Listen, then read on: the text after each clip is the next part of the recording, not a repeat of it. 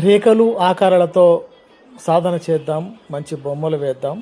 ఇలా ప్రాక్టీస్ చేసి మనం ప్రతి వస్తువును, మన ఇంట్లో వస్తువును కూడా మనం ఏ వస్తువైనా వదలకుండా వేద్దాం. అప్పుడే మనకు బొమ్మలు చాలా బాగా వచ్చే అవకాశం ఉంటుంది. కాబట్టి మీరు ఇలా ప్రాక్టీస్ చేయండి. ప్రతిరోజు చేస్తేనే చాలా ఇన్నాళ్ళు ప్రోత్సహిస్తున్న మీ ప్రోత్సాహమే నాకు బలం, మీ ఆశీర్వాదమే నాకు వరం. అందుకనే మీరు ఇలా ప్రాక్టీస్ చేయండి. మంచి మంచి బొమ్మలు వేసి మంచి మంచి మెప్పు పొందండి. మీరు కూడా మంచి చిత్రకారుడు అవుతుంది. ఇలా ఏబిసిడీలతో ప్రాక్టీస్ చేస్తే చాలా ఇంకా బాగా వచ్చే అవకాశం ఉంది. కాబట్టి ఏబిసిడీలను ప్రాక్టీస్ చేయండి. అలా రేఖలతో పాటు చేసితేనే మీకు మంచి చిత్రకారులే అవకాశం ఉంది. కాబట్టి మీరు చూడండి, ఏబిసిడీలు ఎలా వేస్తున్నానో మీరు గమనించి, వాటికి ఒక్కో అక్షరానికి ఒక్కొక్కలాగా ఎలా ఉంటుందో మీరు గమనించి మీరు వేయండి. ఇలా ఇంట్లో వస్తువులు, ఫ్రిడ్జ్లు కానీ, బీరువాలు కానీ, ఏ వస్తువు కనిపించిన డబ్బాలు కానీ, ఏ వస్తువు కనిపించినా మీరు వేయండి. అప్పుడు మీకు బొమ్మలు వేయడం చాలా సులువుగా వచ్చేసి మీరు కూడా ఒక మంచి చిత్రకారులే అవకాశం ఉంది. అందరికీ నమస్కారం. నేను మీ ఆర్టిస్ట్ మల్లయ్య.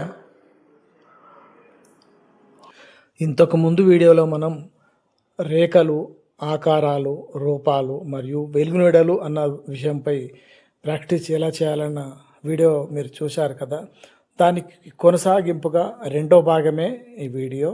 దీనికి కూడా రేఖలతోటే ప్రాక్టీస్ ఎలా చేయాలన్న విషయాన్ని మీతో, మనం చదువుకునే రోజుల్లో ఏబిసిడీలు ఎలా ప్రాక్టీస్ చేసేవాళ్ళో, పలక పైన కానీ రఫ్ నోట్స్ పైన కానీ ఎలా ప్రాక్టీస్ చేసేవాళ్ళు, ఎలా రాయాలో ఇప్పుడు ఇలాగే మనం ఈ వైట్ పేపర్ మీద రాద్దాం.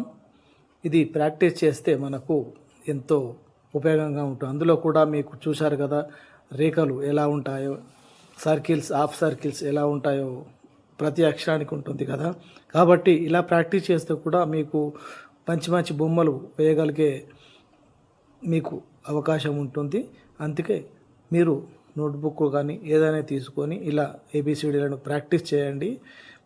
శ్రద్ధగా ప్రాక్టీస్ చేయండి. ప్రతిరోజు మీకు సమయం దొరికినప్పుడల్లా పెన్నుతో కానీ, పెన్సిల్తో కానీ, న్యూస్ పేపర్ పైన, ఏ పేపర్ పైన, పాత నోట్బుక్ పైన కానీ ఏబిసిడీలను ప్రాక్టీస్ చేయండి.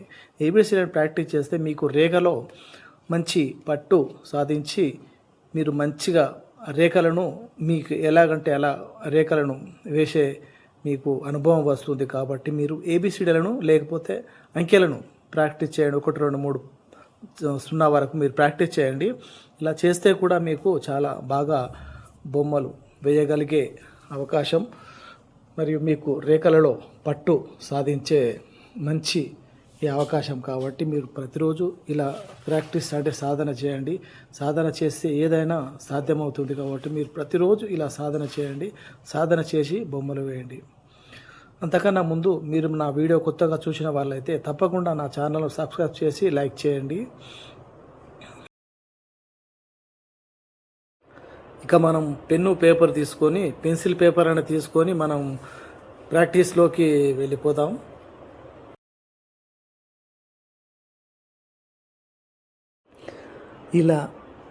ఇలా ఏబిసిడీలను రాసుకొని ముందుగా మీరు వాటిపైనే ఎన్నిసార్లైనా దిద్దండి. పెన్సిల్ తోటి ఎన్నిసార్లు అయినా పర్వాలేదు.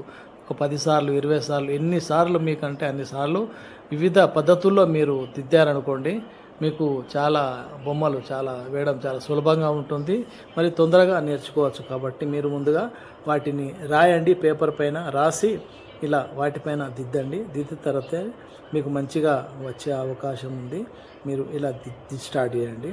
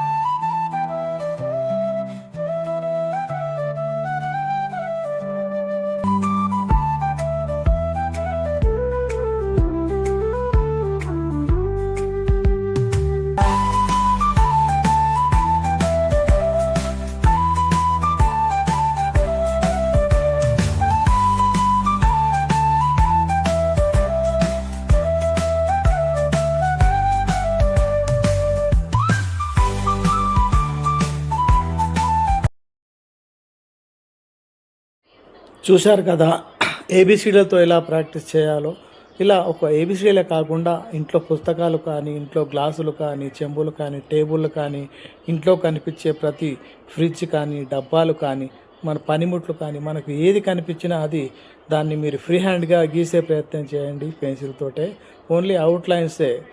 తప్పుగా వస్తే తుడపకండి, రాజులతో మాత్రం వాడకండి. మీరు చేస్తూనే ఉండండి. ఎలా వచ్చిందన్నది విషయం కాదు. మీరు అలా చేస్తూ ఉంటేనే మీకు చాలా మంచిగా హ్యాండ్ ఫ్రీ అయ్యి మంచిగా ఫ్రీగా మీరు లైన్స్ స్కెచెస్ వేసే అవకాశం ఉంటుంది. కాబట్టి ఇలా ప్రాక్టీస్ చేస్తూనే ఉండండి. ఎంత సాధ్యమైతే అంత అన్ని రోజులు మీరు ప్రాక్టీస్ చేయండి. మధ్య మధ్యలో ఆకారాలు, పూలు, చెట్లు ఇలాంటివి కానీ, గ్లాసులు, ఇంట్లో బాటిల్స్ చాలా ఉంటాయి కదా మన ఇంట్లో వస్తువు. ఒక టీవీ కానీ, ఏదైనా అలంకరించే వస్తువు కానీ, మీరు ప్రతి వస్తువు, కుర్చీ, టేబుల్ ఎలాంటిదైనా మీరు ఇలా పెన్సిల్తో వేస్తూ ఉంటూ చూడండి. మీకే దాన్ని చేస్తూ ఉంటే చాలా సంతోషం అనిపించి అబ్బా ఇలా చేశాను అనిపిస్తుంది. కాబట్టి మీరు ఆ లైన్స్ వచ్చిన తర్వాత మీరు ప్రాక్టీస్ చేయండి. చేసిన తర్వాత మీకు బొమ్మలు వేయడం ఎలా రావో మనం అనుకుందాం. చాలా బాగా వస్తుంది. మీరు కూడా ఇంకా బాగా వేసి మీరు చాలా మంచి చిత్రకారుడే అవకాశం ఉంది. కాబట్టి మీరు ఇలా ప్రాక్టీస్ చేయండి. ఈ వీడియో కనుక మీకు నచ్చినట్లయితే తప్పకుండా సబ్స్క్రైబ్ చేసి, లైక్ చేసి, కామెంట్ రూపంలో మీ విలువైన సూచనలు, సలహాలు మాకు ఇవ్వండి. ఇప్పటి వరకు మరొక వీడియోతో మీ ముందుంటాను. ధన్యవాదాలు తెలియజేసుకుంటూ